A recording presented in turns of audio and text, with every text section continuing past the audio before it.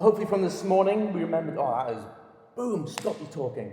Hopefully from this morning, you might remember Peter's writing to elect exiles, for example. But generally speaking, for many of us, I imagine we probably know less about Peter's two letters than we would perhaps Paul's letters.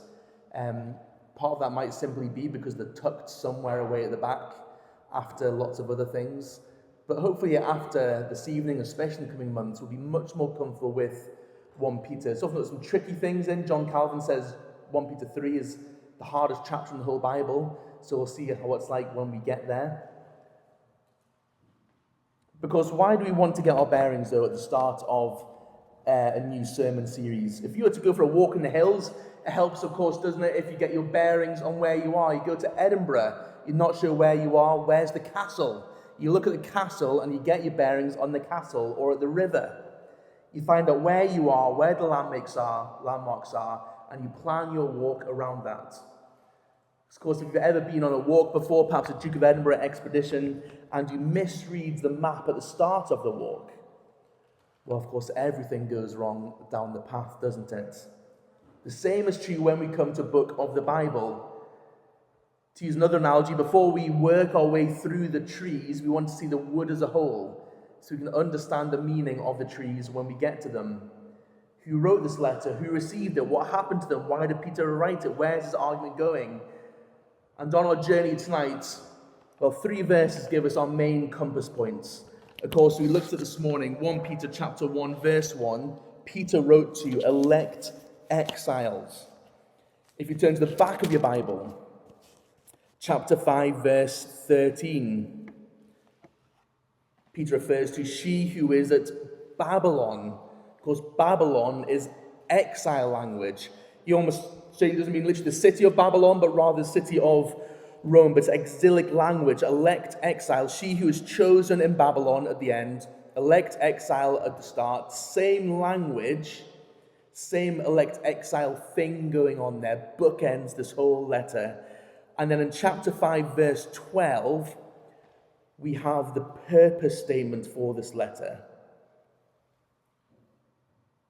I've written briefly to you, exhorting, same word for exhorting is encouraging, and declaring that this is the true grace of God. Stand firm in it. Elect exiles called to stand firm in the true grace of God. This is the big thing going on. We'll see that hopefully will unlock the letter for us as a whole. It's why our sermon series is called Standing in the True Grace of God. Let's meet the writer. Let's meet the readers. Let's first think of the writer, Peter, a pastor who knows both failure and grace. Of course, the letter names its author immediately, doesn't it? Peter, an apostle of Jesus Christ. Simon Peter, of course, called by Jesus, an eyewitness of his ministry. Disciple, of course, who boldly confessed that Jesus is the Christ. And then what did he do? Painfully denied him a few pages later for us. Because the same Peter, restored by the risen Jesus, commissioned to feed Christ's sheep.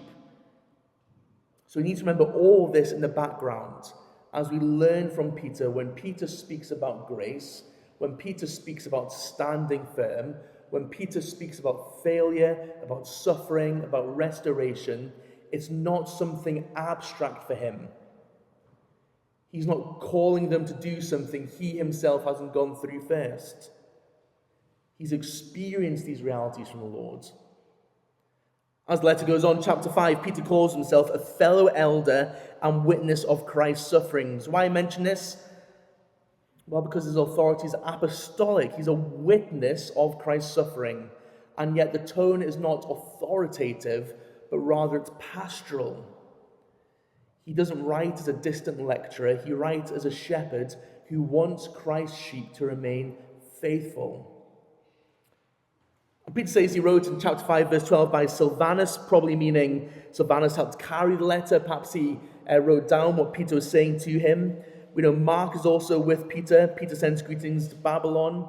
And his letter was probably written in the early 60s AD, not long before Peter's martyrdom under Nero. So that's the writer, Peter, a pastor who knows both failure and grace. Let's think then about the readers, elect exiles scattered through Asia Minor. We saw this morning, didn't we, that opening verse? Pontus, Galatia, Cappadocia, Asia, and Bithynia. Sounds a bit like an ancient TUI holiday catalogue, doesn't it? Where's this, of course, nowadays? Modern Turkey. Real churches, real people, different places, and yet Peter gives them all the same identity: elect exiles. They're probably predominantly Gentile Christians.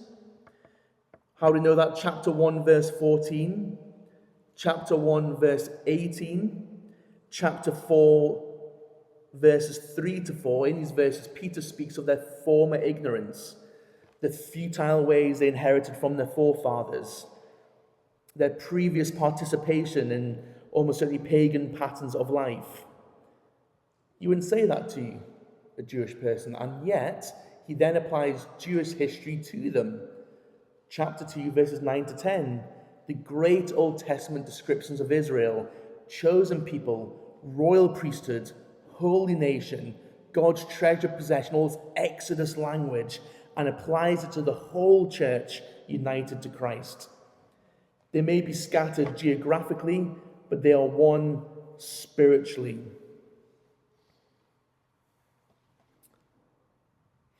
Let's have a think together then. Is there anything else? Have a look at chapter 1, verses 1 to 2, and chapter 4, verses 3 to 4. What do these verses suggest about who the readers were and how their lives have changed? Why don't you turn to the people you're speaking to before, 2 or 3 minutes discussing this question together. Okay, who'd like to kick us off? What do some of these verses suggest about who the readers were and how their lives have changed? About verses 1 and 2 of chapter 1. Yeah, they're dispersed. They're a dispersion. So something has happened to them that's forced them to be spread apart. So they're elect exiles, but they're not together. They're elect exiles who've been spread across. Yeah, excellent, Tabitha. Else, want to kick us off?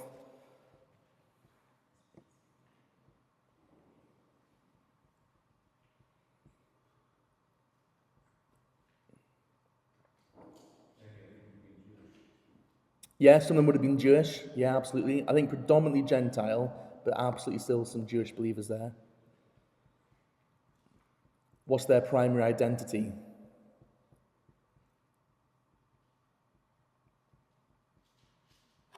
Or who's given them their primary identity? Well, the Godhead has, hasn't it? The whole Father, Son, Holy Spirit. They've been given a God-given identity. What else do you think? Maybe some stuff in chapter 4? Yeah, gosh, it's one thing to say, isn't it? Therefore, they had to live differently.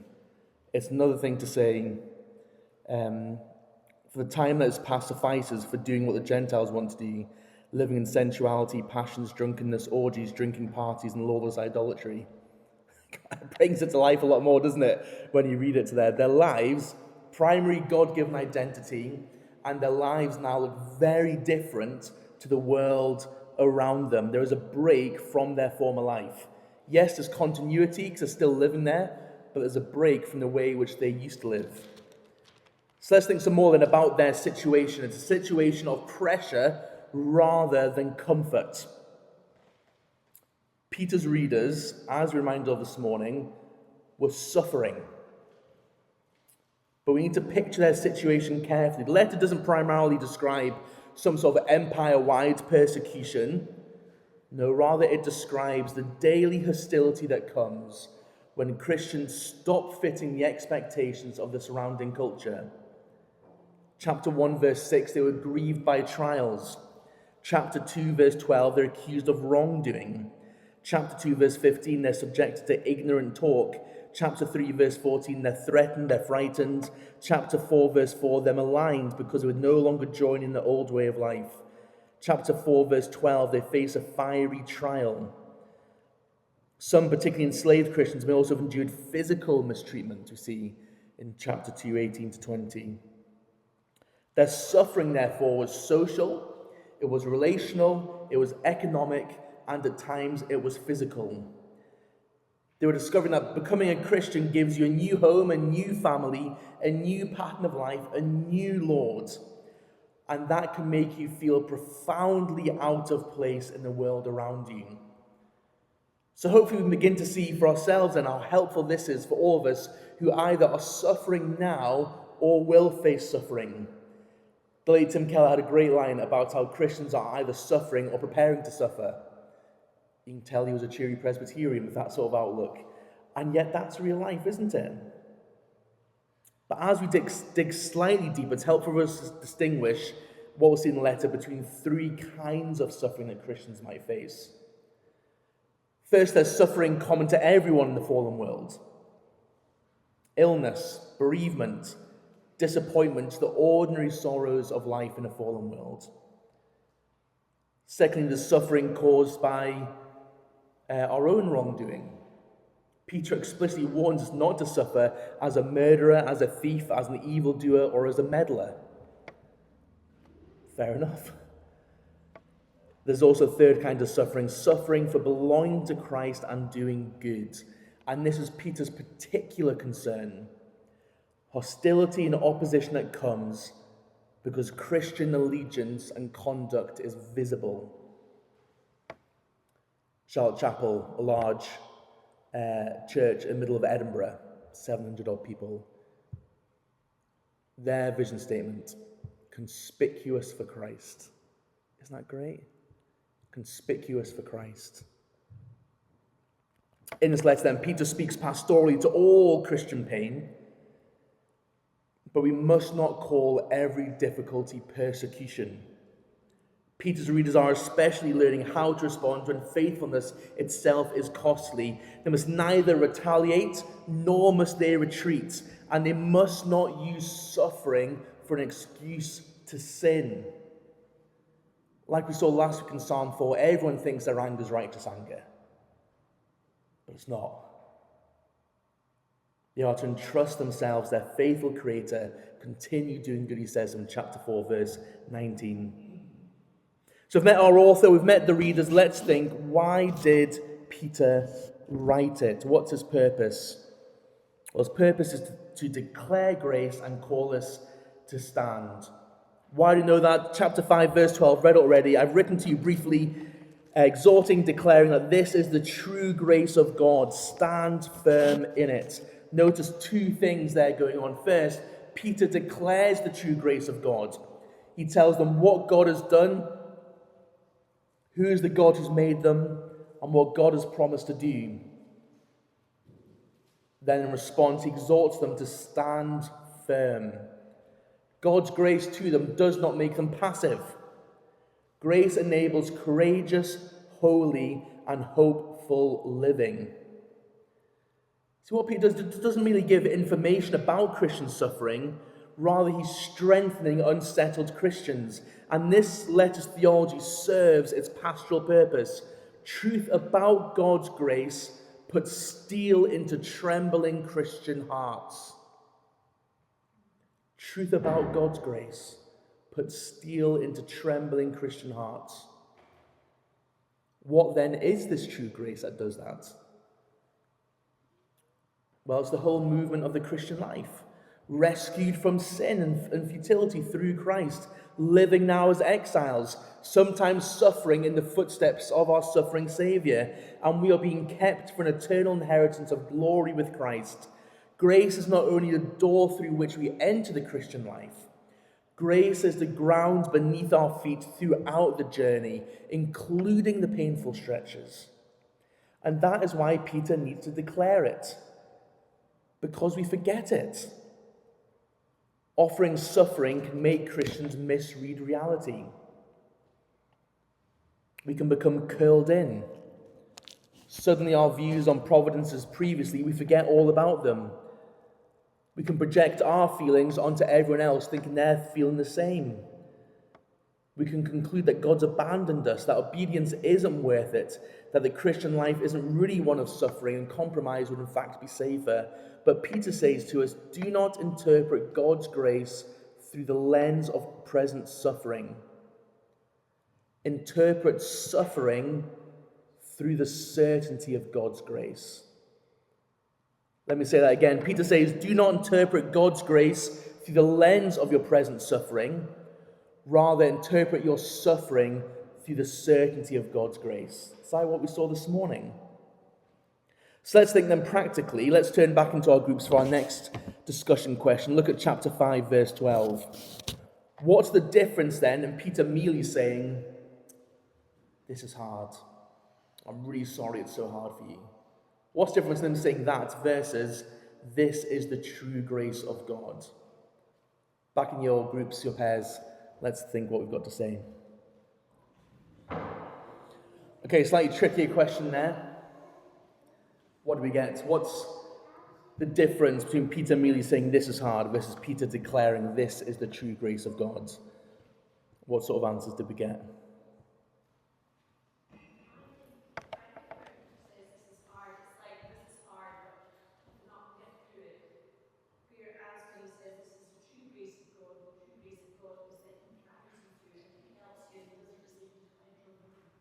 Yeah, I think that's absolutely right. I think it's such a good answer, we're not going to go for any more. Actually, sometimes we do need to be told, keep the heath, keep going, Jesus is Lord, He's with you in it. But in suffering, we can be tempted to misunderstand God's grace to us because our world around us is falling apart. And so in Peter, in saying to us, this is the true grace of God, it helps us to better understand God's grace to us, that He is with us through that suffering. We are to stand firm, and we are to interpret that suffering in light of God's grace, not interpret God's grace in light of the suffering.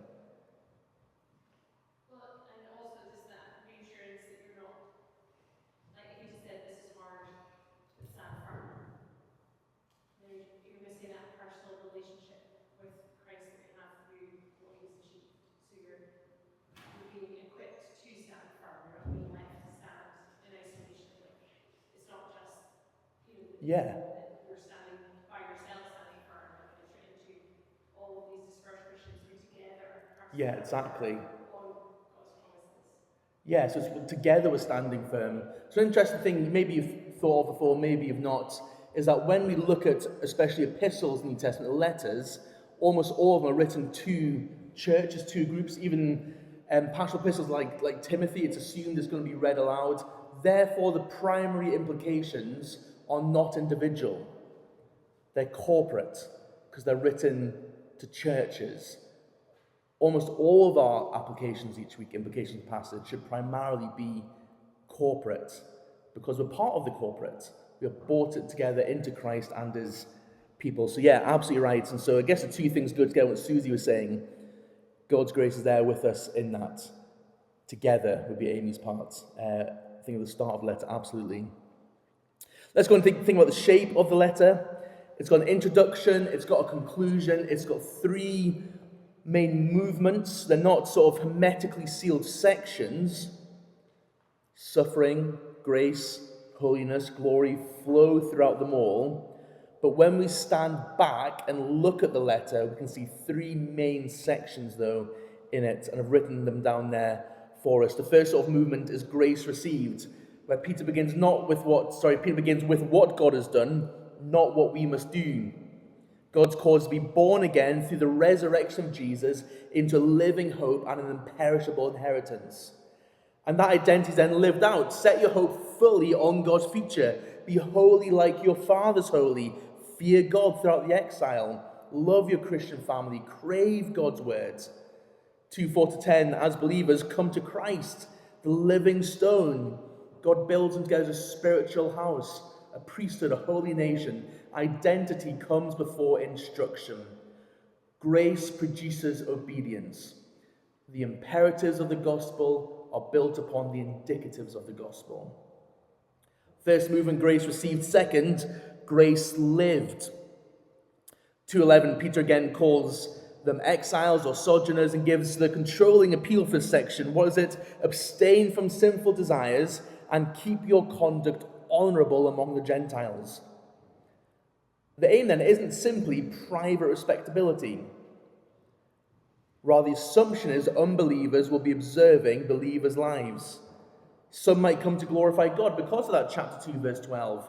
And Peter applies this to public authorities, to workplaces, to households, applies more broadly to a relationship in the church and the world. And two ideas come to the fore: willing submission and persistently doing good. Christian freedom is not about self-assertion.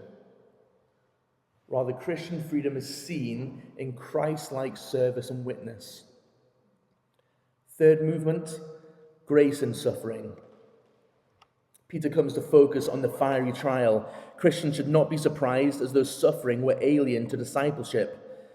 4:12-19, they are to rejoice insofar as they share Christ's sufferings, entrust themselves to their faithful Creator, and keep doing good.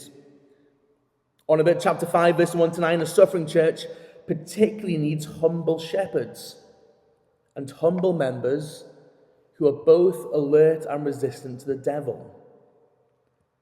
The section ends in 5:10 with the promise that the God of all grace, after they've suffered a little while, will restore and establish them in eternal glory.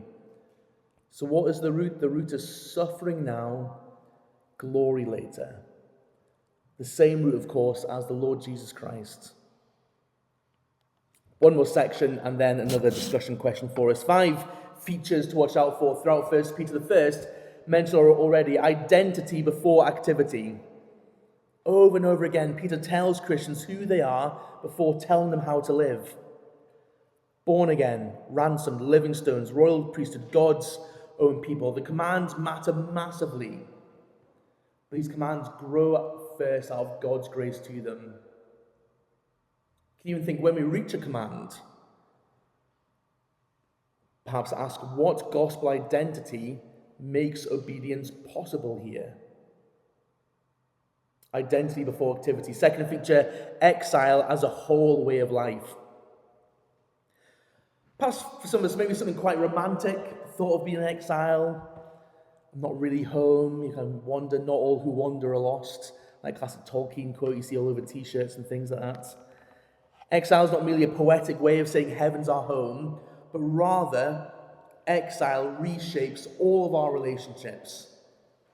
Some readers here may have been migrants, but Peter's main emphasis here is theological. Every Christian is in exile because belonging to God changes where home is. It changes who our people are. It changes how we live. It changes whose authority is final. Unlike Israel, who are driven from land in judgment, Peter's readers are exiles because God has chosen and sanctified them for obedience to Christ. Their exile is not rejection, like it was for Israel. Their exile is election. We can think of it in 4 P's. Place. This world in its present form is not our final home. Our inheritance is in heaven. People. The church, not the surrounding culture, is our deepest family and people. Pattern. Our former way of life no longer sets the pattern. God's holiness and Christ's footsteps set the pattern. And power. The world's approval and authorities are not ultimate. Jesus is Lord. Peter's exiles are not to be withdrawn, resentful, or careless about society. In Peter, exiles not to be withdrawn, resentful, or careless about society. Precisely because they belong to God, they can honor everyone. Because they belong to God, they can love the church. Because they belong to God, they can fear God, honor the emperor, and do good amongst their neighbors. But here's the balance we will see we need as we go through.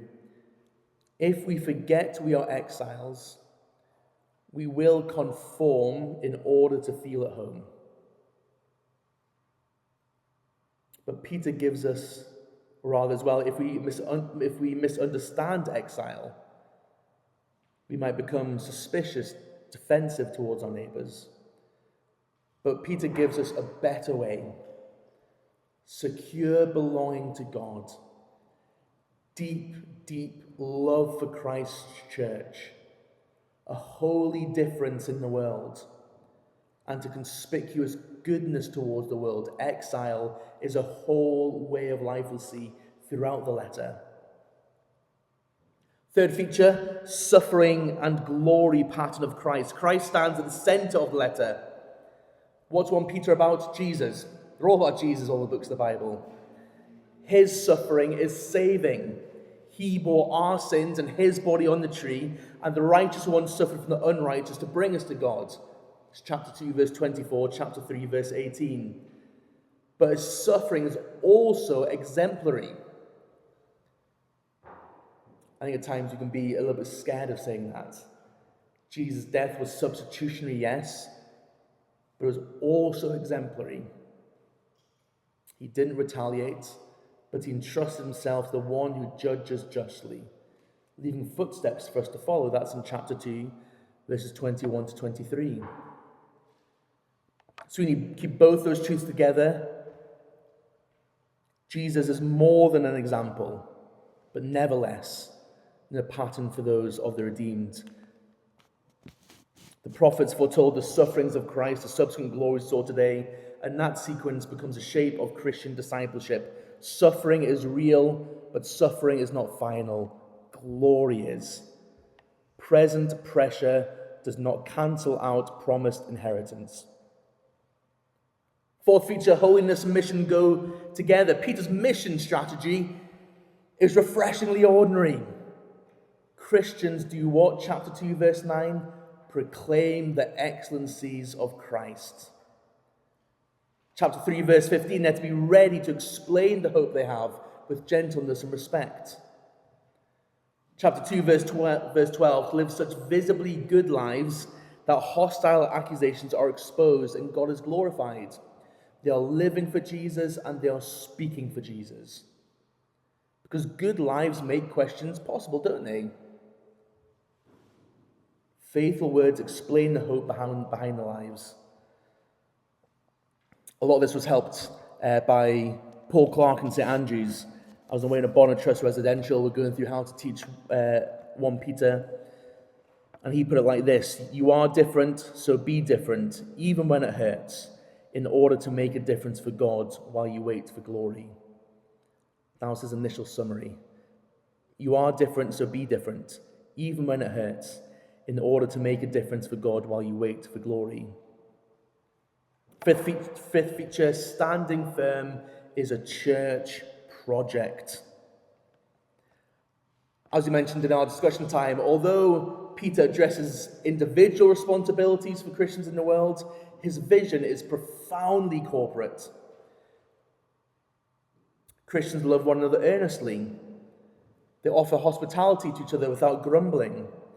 They serve with God's varied gifts. They clothe themselves with humility. They resist the devil together. It's chapter 1, verse 22, chapter 4, 8 to 11, chapter 5, 5 to 9. God does not intend isolated exiles to survive by personal determination. No, he builds living stones into a house and gives elders to shepherd his flock through suffering. Peter also shows why it's hard, because we have three enemies. Chapter 4, verse 4, the world maligns believers and pressures them to conform. Chapter 2, verse 11, the flesh wages war against the soul. Chapter 5, verse 8, the devil prowls like a roaring lion, seeking someone to devour. We must remember all three in our lives of suffering service for Christ and his sake. But the answer is not to panic. As Peter said, is to be sober-minded, resist him, remembering the worldwide family of believers shares in this suffering, and to trust the God of all grace. Let's have another discussion question for a few minutes. Which of Peter's three pressures, the world, the flesh, the devil, is easiest for Christians to underestimate? And if you have time to go on to the next bit, how does the letter help us stand? 2 minutes on the next discussion question. What do you think then? Which of the three pressures, the world, the flesh, the devil, is easiest for Christians to underestimate? Who would like to kick us off?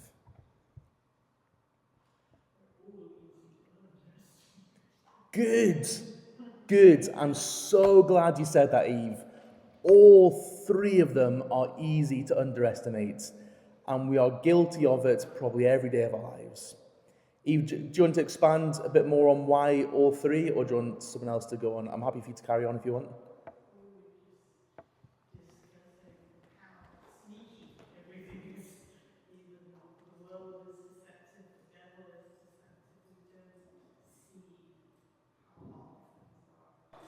Yeah, we're deceptive.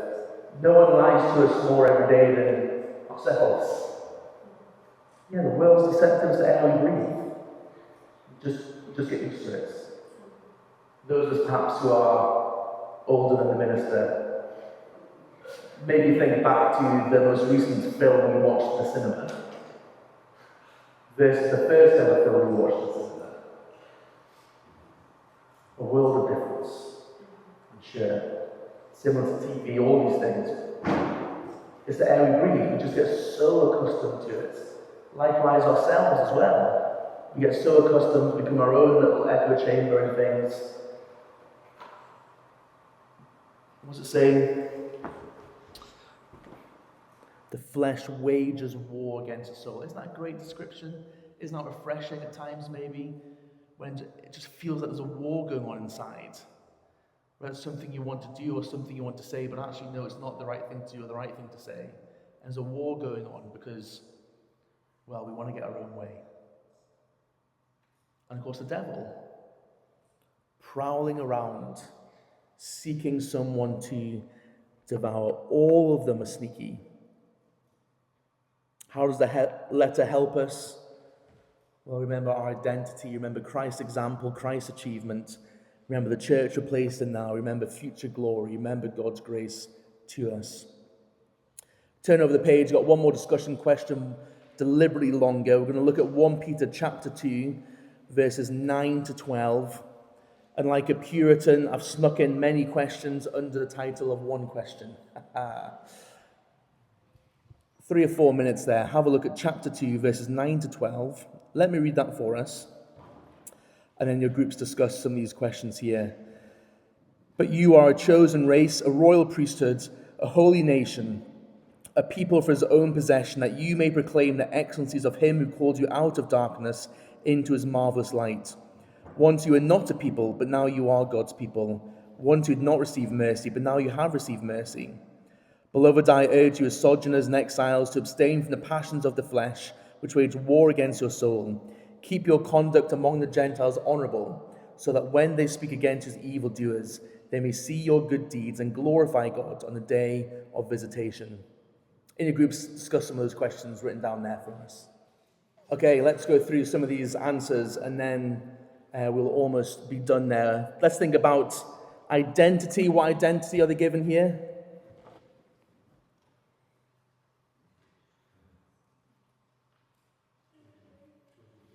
Yeah, chosen people, royal priesthood, holy nation, God's treasure possession. The first passage I ever preached on when I was 18. I do not want to read it or hear it ever again. As in my sermon, not the actual passage. So what's their identity? Chosen people, royal priesthood, holy nation, God's treasure possession. What has God done for them? Yeah, I heard call them out of darkness. Thank you, Tabitha. What else? Karis? What was that, sorry? Into the light. Call them out of darkness into light. Yeah, what else? Once you were what? Once you were not a people, but now you are God's people. Once you had not, I'm trying to find it. Yeah. Now you have received mercy. Once they didn't have God's mercy, now they do. Once they're not as people, now they are. What way of life follows then? Verse 11. Abstain from sinful desires. That's sort of the negative. Positive, maintain an honourable conduct amongst the Gentiles. Don't do that, do this, the negative and the positive. And what mission has God given them? What mission has God given his church, Peter would say? That's true. Whoever said that. What's the language of 1 Peter in verse 9? Using all these things that you may proclaim. Isn't that great? Proclaim the excellencies of him who called you out of darkness into his marvelous light. Is that what we think of being a Christian? It's great. What is the outcome? What outcome does Peter hope for those in a watching world? Yeah. It's great sections. The whole letter in miniature, just in these verses here. God's mercy creates new identity. That identity produces a distinctive life. That life joined to gospel proclamation serves God's mission in the world. So hopefully we've got our bearings. Peter writes, as an apostolic shepherd to churches scattered throughout Asia Minor, they've been made God's chosen people, yet their new allegiance has made them strangers in their old world. They face pressures from the world, the flesh, the devil, and Peter therefore declares God's true grace and urges them to stand. So here's 1 Peter in one sentence. Paul Clark's one earlier was the start of our Bonitrus residential. This is what we had by the end of it, working together. Not much has changed, but one very key word added. You are different by Christ. So be different like Christ, even when it hurts, in order to make a difference for God, while you suffer like Christ and wait for glory with Christ. That is 1 Peter in one sentence, and that is what we are going to dig into every Lord's Day and enjoy and grow in each Sunday, week by week.